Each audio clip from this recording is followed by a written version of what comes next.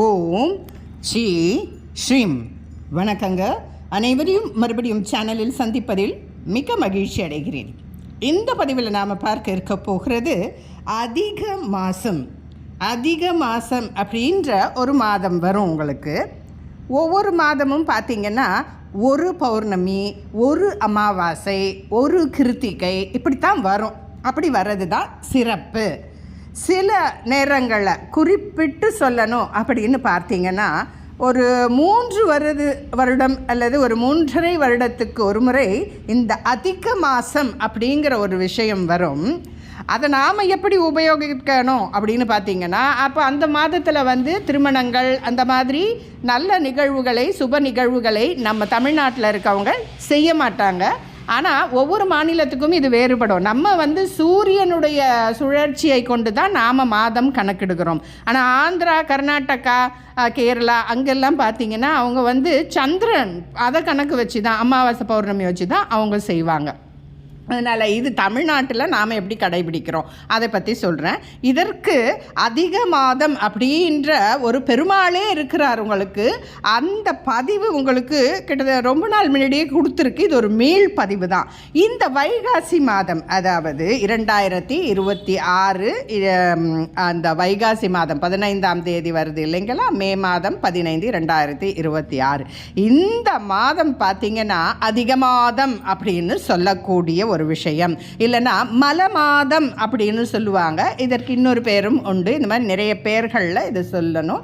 அந்த மாதிரி பார்த்திங்கன்னா இந்த வைகாசி மாதம் 16ஆம் தேதி உங்களுக்கு மாத பிறப்பு வெள்ளிக்கிழமை அன்னைக்கு வருது 15. அடுத்த நாளே உங்களுக்கு பௌர்ணமி தினம், அது அமாவாசை திதி வருது. அதே போல் பார்த்திங்கன்னா மாத இறுதியில், அதாவது வைகாசி மாதம் முடிகிற சமயத்தில் மறுபடியும் ஒரு அமாவாசை வருது. இந்த மாதிரி ஒரு மாதத்தில் 2 பௌர்ணமியோ 2 அமாவாசையோ அப்படி வருவது சிறப்பல்ல. அதே போல் ஒரு மாதத்தில் ஒரு பௌர்ணமி வராமல் இருக்கிறதும் சிறப்பல்ல. அதனால் முக்கால் பாகம் இந்த நேரத்தில், அக்னி நட்சத்திர நேரத்திலலாம் திருமண வைபவங்கள், சுப நிகழ்வுகள் இதையெல்லாம் தவிர்த்திடுவாங்க நம்ம ஊரில்.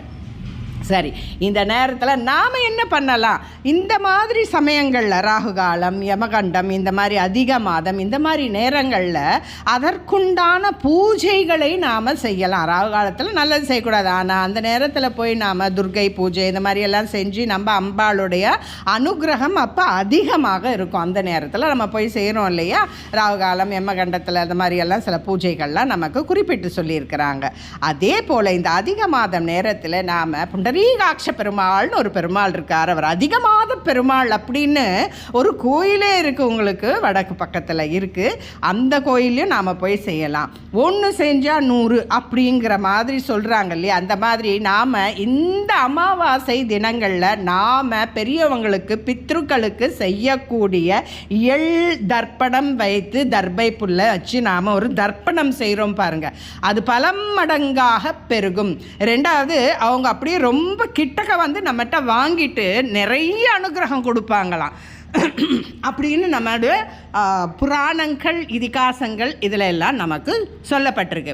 அதே மாதிரி நாம் செய்கின்ற தான தர்மங்கள், பூஜைகள், ஹோமங்கள், நாம் சொல்கிற ஸ்லோகங்கள், இதற்கு ஒரு குறிப்பிட்ட எண் கொடுக்குறாங்க அவங்க. என்ன அப்படின்னு பார்த்திங்கன்னா 33 அப்படிங்கிற ஒரு எண். இந்த 33 எந்த விதமாக ஒரு தான தர்மம் செய்கிறோம், ஒரு வாழைப்பழம் கொடுக்குறோன்னு வைங்க, 33 இந்த அமாவாசை, அதாவது இந்த வைகாசி மாதம் பூராவே நாம் இதை செய்யலாம். அதே மாதிரி ஒரு ஸ்லோகம் சொல்கிறது, எந்த விஷயம், ஒரு லட்டு கொடுக்கறது, இல்லை ஒரு சின்ன ஒரு நம்ம அந்த வேர்களில் உருண்டை மாதிரி அந்த மாதிரியெல்லாம் எது கொடுத்தாலும், இல்லை ஒரு அன்னதான பொட்டலம் கொடுக்கறது, இந்த எண், குறிப்பிட்ட எண் பார்த்திங்கன்னா இந்த அதிக மாதம், மல மாதம், இதை திருப்பி நம்ம அப்படி சொல்ல வேண்டாம், அதிக மாதம்ங்கிற பேர்லேயே நாம் சொல்லிக்கலாம். இதுக்கு நிறைய பெயர்கள் இந்த மாதிரி உண்டு. அது மல மாதம் அப்படின்னு சொல்லும்போது ஒரு நெகட்டிவாக இருக்குது. அதனால் அதிக மாதம் அப்படின்னே சொல்லலாம். ஏன்னா அதைத்தான் நம்ம பெரியவங்க வலியுறுத்துறாங்க. அந்த காலத்தில் வீட்டில் போய் பாட்டிக்கிட்ட கேட்டிங்கன்னா, புளி இருக்கா அப்படின்னு கேட்டிங்கன்னா, புளி நிறைஞ்சு இருக்குது, இல்லைன்னா உப்பு இருக்குது அப்படி சொல்லுவாங்க. அந்த வகையில் இதுக்கு அந்த நெகட்டிவான ஒரு பெயரை குறிப்பிடாமல் அதிக மாதம் என்று தான் நம்மளுடைய பெரியவங்க குறிப்பிட்டிருக்கிறாங்க. அதனால் இந்த 33 அப்படிங்கிற ஒரு எண்ணிக்கையில் நாம் ஒரு ஸ்லோகம் சொல்கிறது பெருமாளுக்கு. உங்களுக்கு என்ன தெரியுமோ சொல்லுங்கள். அஷ்டாட்சரம், பஞ்சாட்சரம், என்ன ஸ்லோகம் தெரியுதோ சொல்லுங்கள், என்ன காயத்ரி தெரியுதோ சொல்லுங்கள். எது சொன்னாலுமே அந்த 33 என்கின்ற எண்ணிக்கை, ஒரு பூ கொடுக்குறோம், ஒரு தாமரை கொடுக்குறோம், ஒரு சாமந்தி கொடுக்குறோம், ரோஜாப்பூ கொடுக்குறோன்னாக்கா நல்லா அழகாக அன்றலர்ந்த மலர்களை நாம் சுவாமிக்கு அர்ப்பணிக்கிறது ரொம்ப சிறப்பான பலன்களை நமக்கு நிறைந்து தரும் அப்படின்னும் சொல்லியிருக்கிறாங்க. ஸோ இந்த விஷயங்கள் நம்ம என்ன ஞாபகம் வச்சுக்கணும் அப்படின்னு பார்த்தீங்கன்னா, இந்த மாதம் நிறைய நல்ல தர்ப்பண பூஜைகளை செய்யுங்க. நீங்கள் என்ன செஞ்சாலும் 33 அப்படிங்கிற எண்ணிக்கையில் செய்தால் நம்ம பெரியவங்கள்லாம் ரொம்ப சந்தோஷப்படுவாங்க. சுவாமியும் நமக்கு நிறைய அனுகிரகம் கொடுப்பாங்க. நிறைய நம்ம இந்த கோயில்கள் அது புராதான கோயில்களுக்கு நமக்கு வாய்ப்பு இருக்குதா போயிட்டு வரலாங்க. வாய்ப்பு இல்லை, சில பேருக்கு போகணும்னு ஆசை இருக்கும். ஒன்று பண வசதி, இல்லைன்னா உடல் வசதி இல்லாமல் இருக்கலாம், இல்லைன்னா நம்ம ஊரில் இல்லாமல் அவங்க வெளியூரில் இருப்பாங்க. அந்த மாதிரியெல்லாம் இருந்தாலும் நமக்கு என்ன முடியுதோ அதை நாம் பக்தியோடு பெருமாளுக்கு சமர்ப்பிச்சுட்டு நம்ம நிறைய பலன்களை இந்த அதிக மாதத்தில் கட்டாயம் பெறலாம். மறுபடியும் சுருக்கமாக சொல்கிறேன். இந்த அதிக மாதம் என்கின்ற 2 அமாவாசை வருகிற இந்த வைகாசி மாதம் 2026, அதாவது மே 15 உங்களுக்கு ஜூன் 15 வரைக்கும் இந்த மாதம் இருக்கும்போது இந்த அமாவாசை தினங்கள் மட்டுமல்லாது இந்த மாதம் முழுவதுமே நீங்கள் செய்கின்ற பூஜைகள், தான தர்மங்கள் எதுவாக இருந்தாலும் அதில் நீங்கள் கொடுக்குற வஸ்துக்களோ அல்ல சொல்கின்ற ஸ்லோகங்களும் இந்த 33 அப்படிங்கிற ஒரு எண்ணிக்கையில் இருக்கணும்னு நிறைய குருநாதர்லாம் நிறைய வலியுறுத்தி சொல்லியிருக்காங்க. நம்ம புராண இதிகாசங்களும் இதையே தான் சொல்லுது.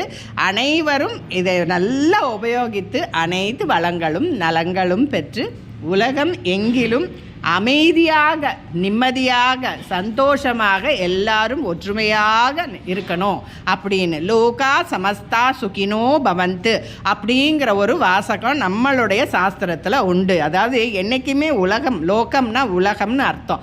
எல்லாரும் சௌக்கியமாக சந்தோஷமாக இருந்தால் தான் சுற்றி இருக்கவங்க நல்லா இருந்தால் நாமளும் நல்லா இருப்போம். அப்படி நாம் ஒரு வேண்டுதலை வைக்கணும். அது மட்டும் இல்லாமல் இப்போ இருக்கிற சுச்சுவேஷனுக்கு நம்மளுடைய இராணுவ வீரர்கள் நம்மளுடைய பாதுகாப்புக்காக அவங்க எவ்வளவோ தியாகங்கள் செய்கிறாங்க. அவங்களுக்காக பெருமாளே அவங்களுடைய குழந்தைகள், நம்ம நாடு, அவங்களுடைய குடும்பம் எல்லாம் சிறப்பாக இருக்கணும்னு ஒரு விஷயத்தை நாம் சுவாமிகிட்ட சங்கல்பம் செஞ்சுட்டு அடுத்து நம்மளுடைய பிரார்த்தனையை செய்கிறது நம்ம இந்திய நாட்டின் மக்களுடைய ஒவ்வொருவருடைய நிச்சயமான கடமை. அதை நாம் கட்டாயம் கடைபிடிக்கலாம். நீங்கள் 4 தான தர்மம் பண்ணீங்களா, அது ஒன்று நம்ம நாட்டுக்காக, நம்ம நாட்டினுடைய சுபிக்ஷத்துக்காகவும் நாம் இதை அர்ப்பணம் செய்யலாம். குறிப்பாக இராணுவ வீரர்களுக்கு. எதுவும் என்னுடையதல்ல, அனைத்தும் உன்னுடையதே அருளாளா அருணாச்சலா. இந்த பதிவை இதுடன் நிறைவு செய்து கொள்கிறேன். இந்த பதிவுகள்லாம் உங்களுக்கு பெற்றிருந்தால் கட்டாயம் லைக் செய்யவும், ஷேர் செய்யவும், சப்ஸ்கிரைப் செய்யவும் மறந்து விடாதீர்கள். மற்றொரு பதிவில் உங்களை சந்திக்கிறேன். நன்றி, வணக்கம்.